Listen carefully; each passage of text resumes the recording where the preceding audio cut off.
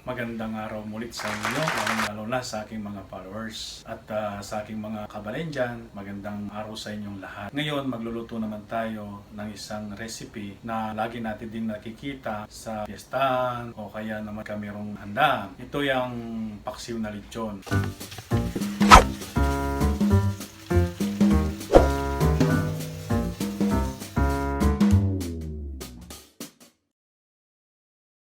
Diba pagka meron tayong fiesta o birthday, ang ugali din ng mga ibang Pilipino, mag-order sila ng mga lechon. Ngayon, pag may natira, tuturo ko sa inyo kung paano ang pagluluto dun sa mga natirang lechon. Ngayon, gagawin natin, paksiw na lechon ang lulutuin natin ngayon. So, kailangan panoorin nyo itong gagawin kong video na to para makita ninyo ang tamang sangkap, tamang pagluluto. Okay? Tara, pagluluto na tayo.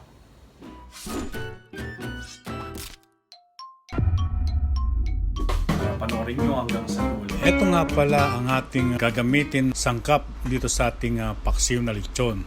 Maglalagay tayo ng sibuyas, bawang, asin, paminta, laurel, brown sugar, suka, Mang Tomas na sauce, at maglalagay din tayo ng olive oil. At ang pinakahuli, yung gagawin nating ating lechon.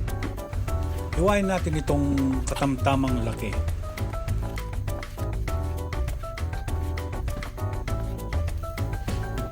Ngayon magpapainit na tayo ng kasirola. Tignan natin kung mainit na, pwede na natin itong lagyan ng mantika. Ang gamit ko dito yung olive oil. Painin natin ng konti ang mantika, tapos ilagay natin yung bawang. Isunod natin yung sibuyas. Ang karne ng baboy. Pagkalagay, haluin natin ito ng mabuti. Ito ay ating tatakpan.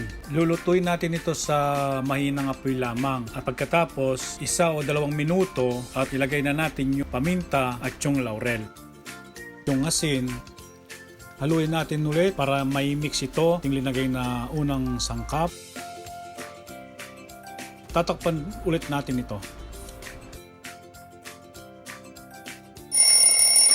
Ayan, ang sarap ng amoy. Ngayon naman, maglalagay tayo ng Mang Tomas na sauce. Ito ang ilalagay natin ngayon. Haluin natin ito. Pagkahalo, ilagay na natin yung brown sugar. At maglalagay din pala tayo ng konting tubig para meron siyang sabaw. Haluin natin ulit ito at tatakpan. Ngayon naman, ilalagay na natin yung suka. Yung lagi kong sinasabi, pagkalagay ng suka, huwag ninyo itong hahaluin. Hayaan nyo siyang kumulo. 1 o 2 minuto bago ninyo ito hahaluin. At pagkahalo natin, hayaan natin itong matuyo kahit konti. At pagkatapos, ilagay na natin ito sa isang lagayan at iserve na natin.